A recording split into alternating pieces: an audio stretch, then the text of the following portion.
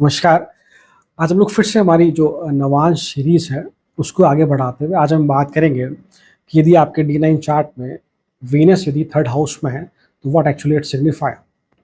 First of all, जैसा कि मैं हर वीडियो में कहता हूँ कि हम डायरेक्टली डी9 चार्ट को रीड नहीं कर सकते। मैं पहले डी1 चार्ट में वीनस का प्लेसमेंट देखना बहुत ज़रूरी है, बिकॉज़ हमारा जो डी1 चार्ट लग्न चार्ट है, वो यदि एक वृक्ष की भांति है, तो उस पे जो लगने वाले फल हैं, उसे आप डी9 चार्ट के रूप में देख सकते हैं। क्योंकि जो लग्न चार्ट जो प्रॉमिस करता है कि आपकी लाइफ में ये इवेंट्स होंगे, ये इवेंट्स नहीं होंगे, उनकी प्रोबेबिलिटी कितनी है, किस हद तक वो चीज़ फलित होगी या नहीं होगी, ये हम लोग हमारे डी9 चार्ट से देखते हैं। So D nine chart is very very important. D nine chart ही आपके डी1 चार्ट का आप कह सकते हैं कि एक माइक्रोस्कोपिक व्यू है।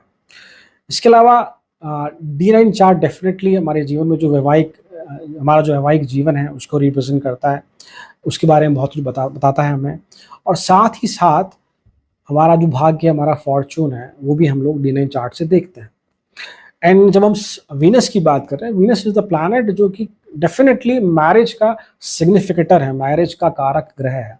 चाहे वो पुरुष की कुंडली हो, चाहे वो महिला की कुंडली, उससे कोई फर्क नहीं पड़ता।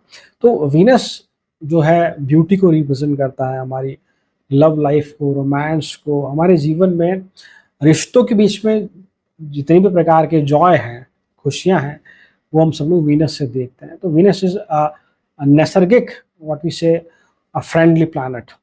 सो वीनस का बहुत इंपॉर्टेंट रोल है जब हम डी9 चार्ट को इवैल्यूएट कर रहे हैं और जब हम मैरिज की बात कर रहे हैं, and as well as after marriage की हम लोग बात कर रहे हैं।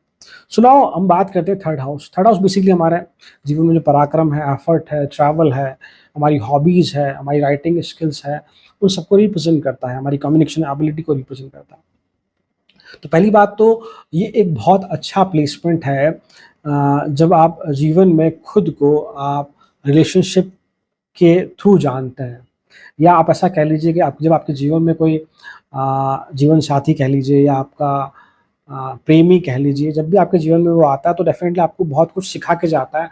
आप उसके माध्यम से अपने आप को आप जानते हैं, आप में क्या कमियां हैं, आप में क्या अच्छाइयाँ हैं। That is the beauty of Venus in the third house. साथ ही ये एक ऐसा प्लेसमेंट है जहाँ स्पेशली अगर मैं मैरिज की बात करूँ, या अगर कोई बहुत लंबा रिलेशनशिप चल रहा है आपका, तो ये एक ऐसा प्लेसमेंट है जहाँ आपकी पूरी ज़िंदगी जो है एक it like a romantic movie, और वी से it is like a dating, कि आप पूरी ज़िंदगी भर आप अपने लाइफ पार्टनर को डेट करते हैं। हाँ, बशर्ते हमें ज़रूर देखना होगा कि वीनस हमारे लग्न चार्ट में अफ्लिक्टेड ना हो। अगर शुद्ध राशियों में, तो definitely you feel like it is romantic movie. आप अपने आप फुल ऑफ लाइफ, आप अपने लाइफ पार्टनर को डेट कर रहे हैं, कॉफ़ी, चाय एंड ऑल, जो भी मतलब कि जो भी आपकी फेवरेट एक्टिविटीज़ है लाइफ पार्टनर के साथ, वो आप करते हुए देखे जाते हैं। एंड स्पेशली यदि वीनस मान लीजिए आपके बर्थ चार्ट में स्पेशली यदि मान लीजिए वो अर्धी साइन में है, 2, 6, 10 में है, या वाटरी साइन में है, 4, 8, 12 में यदि है, तो you are very much compassionate about the sexual life, specially 4, 8, 12 में है। और अगर 2, 6, 10 में है, तो you are that type of person जो अपने लाइफ पार्टनर के लिए कुछ भी करते हुए देखे जाते हैं। So this is the blessing. So when Venus in the third house, there is a lot of travel after marriage, specially आप दोनों इस प्रकार के हो सकते हो, love to do some adventure sports, और जो कि जैसा मैंने कहा कि डेटिंग वाला पार्ट हमेशा रहता है कि बातचीत करना, कॉफ़ी पे, चाय पे, किसी भी तरीके से जो भी बेस्ट सूटेबल वे है आपका, आप हमेशा अपने जीवन को इस तरह जीते हुए देखे आते हैं। सो नाउ ये इस तरह का प्लेसमेंट आप कह सकते हैं कि जब आपका जो रोमांटिक लाइफ कह लीजिए, आपकी जो मैरिज कह लीजिए आप, it is just like it grow like an old wine.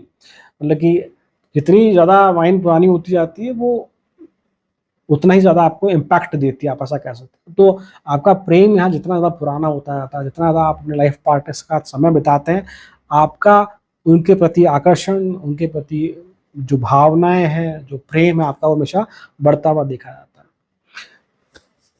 एक और बात की, एज आई प्रैक्टिकली ऑब्जर्व कि Venus in the third house in D nine chart, तो आप अपने इन लॉज के साथ भी आप बिजनेस करते हुए देखे जाते हैं। यह एक बहुत स्ट्रॉन्ग पॉसिबिलिटी है कि आप सोशल मीडिया पे काफ़ी हद तक एक्टिव रहते हैं।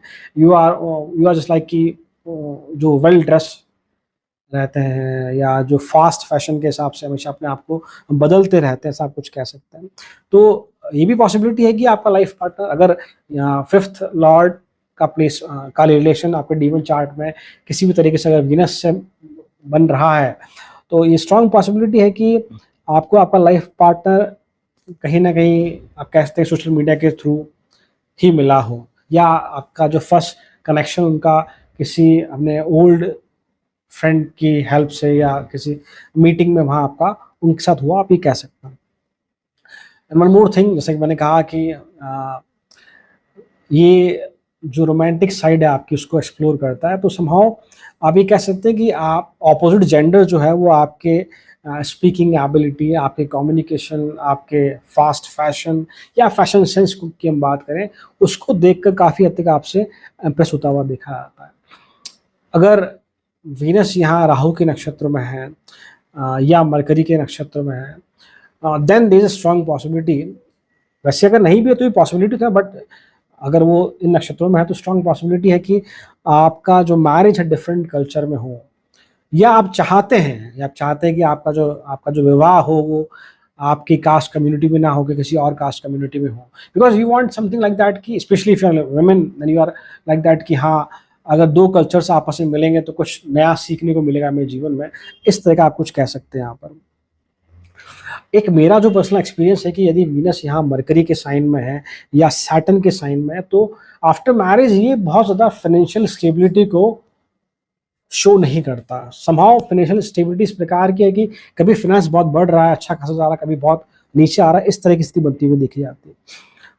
एक पर हाँ, एक प्लस पॉइंट है कि इफ़ यू आर वर्किंग, जैसे थर्ड हाउस हमारा कम्युनिकेशन मार्केटिंग स्किल्स को भी दिखाता है, हमारी स्पीच, हमारे जो भी हम वार्तालाप करते हैं इस एबिलिटी को दिखाता है। तो यदि आप किसी सेल्स, मार्केटिंग या किसी क्रिएटिव फील्ड में अगर आप हैं, तो आप अगर लाइफ पे करियर में ग्रोथ चाहते हैं तो डेफिनेटली आप इस प्रकार की से अपना शेड्यूल बनाएं, अपने आप को इस प्रकार से प्रिपेयर करें कि आप किसी एक ऑर्गेनाइजेशन में या किसी एक कंपनी में बहुत लंबे समय तक आप ना रुकें।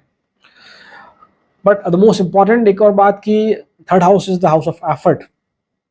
तो ये वो है कि मैरिज के लिए वो सब बातें अलग है कि लव एंड ऑल वो हमेशा मेंटेन रहेगा, but for a very very healthy and rich marriage, you and your life partner, you both have to put definitely some extra efforts, specially यदि मान लीजिए शुक्र यहाँ केतु साथ कंजंक्ट है, केतु के नक्षत्रों में यदि है, तो डेफिनेटली आपको यहाँ बहुत ज़्यादा एफर्ट्स लगाने होंगे। एक और बात कि there is a strong possibility कि your life partner might work in the field of blogging, YouTube and some sort of online work, आप ऐसा कुछ कह सकते हैं, टेक ड्रिवन फील्ड है उसमें वो काम करते हुए देखे जा सकते हैं, इस प्रकार की पॉसिबिलिटी है यहाँ पर।